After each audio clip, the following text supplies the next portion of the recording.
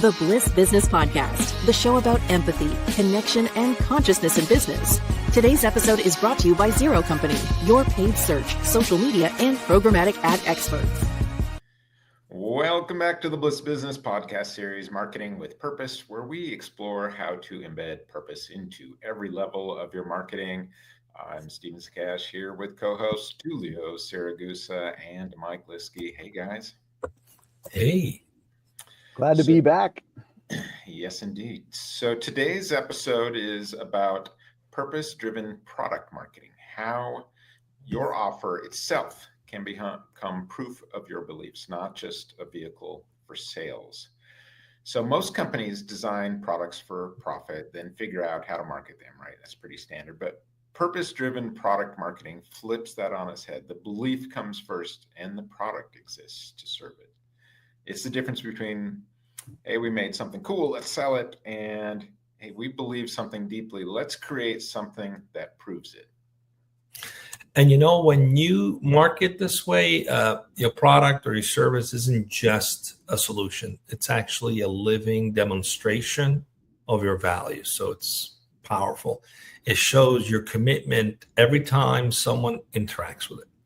That's when the marketing really writes itself, because the proof is literally in the product. And so let's maybe look at a couple specifics about why this matters. So, when your product is proof of your purpose, there are at least these three things that exist. Number one, you build instant trust with your customers. They can see you walk your talk without needing necessarily to put a bunch of proof out there. Number two, you start to see that you create emotional stickiness. People will feel a bond with your why. And it's not just about like what your product does or what it is. And then the last one is you start to really inspire advocacy, right? Those customers become even storytellers because they want to share, what it stands for. They want to share your story and what it means to them. Yeah, and in a crowded market, like purpose-driven products are harder to copy than features or pricing, right? So a competitor can clone your functionality, but they can't fake that deeply embedded value system for long without being exposed. You've got to be about it. And so I think that's definitely a big differentiator for companies when they're able to do it this way. Big time, for sure. And so let's look at some examples. So one that we've talked about, previously on the shows that our audience is familiar with is Bombas, right? The sock company. Now their belief is quite simple, right? It comes down that clean and comfortable clothing is a human right.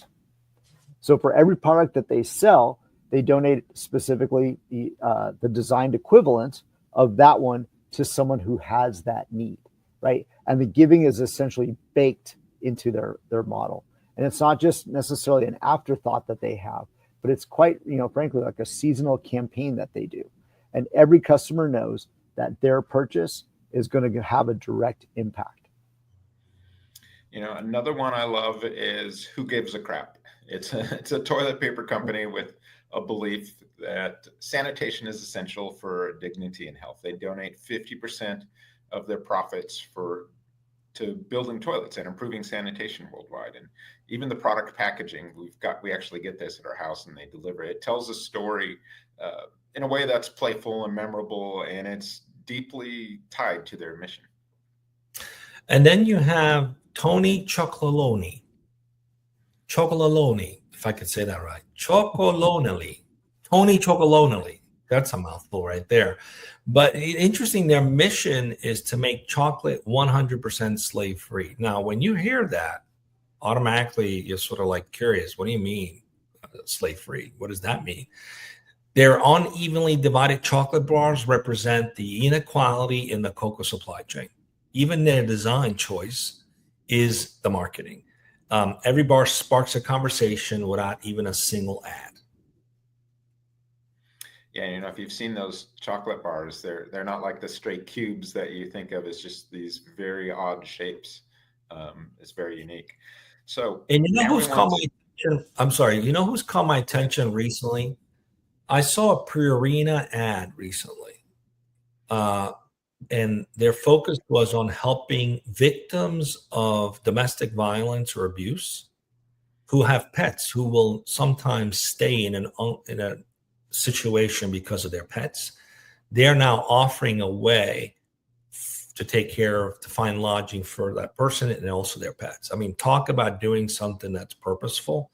That caught my attention big time. I was like, wow, this is a brand that I normally wouldn't levitate to, but because it's doing something like that, I become interested in it. You know, the purpose really does drive a lot of how you attract people that are interested in certain things that matter to them. Yeah, it's an interesting topic with people staying in abusive situations because of the pet is there. They don't want to abandon a pet. And so Purina's kind of taken that on. So how do we apply this to your brand? So we're going to cover some ideas here. So if you want to turn your product into the proof of purpose, here's where to start. So first, name your core belief. What's the big human truth your brand exists to serve? And then secondly, audit your product experience. We always talk about auditing for purpose. So from a design to packaging to delivery, where can you make that belief visible? Really, look at every part of your business and particularly your product. And like we mentioned with Tony Chocolonely, they've got the product design right in there, specifically tying into the purpose.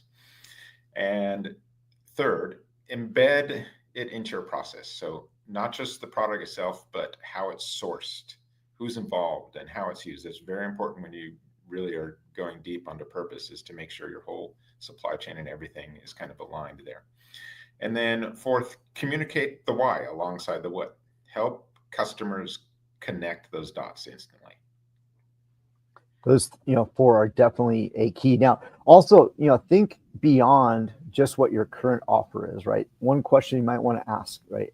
If we launch something, say, new tomorrow, how could it embody our belief even more than what we have today? That's really where innovation starts to meet your purpose. And this isn't just, for your physical products as well, right? Services can certainly do this too, right? A law firm, for example, could create, say, a pro bono initiative that's deeply embedded into the model that they follow. And then it becomes essentially inseparable from the identity itself. Mike, it reminds me too of like when we developed the AI Chief Marketing Officer platform. It was really just, this idea that we've already sort of had and existed. It's like, how can we build a product around this idea? Yeah, it was right there. Yeah, for sure. Right. How can we, it wasn't just about making our jobs easier, but essentially this is our purpose now. How can we, share this with the rest of the world? It became like, the driver.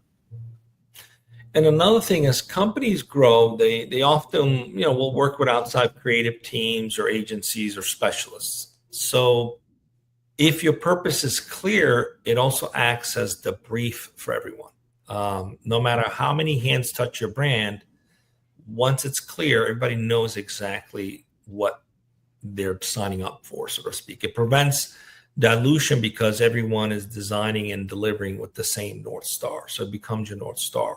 And what a wonderful way to avoid the challenges of doing knowledge transfer. It's so much easier when everybody understands this is our North Star. This is our purpose.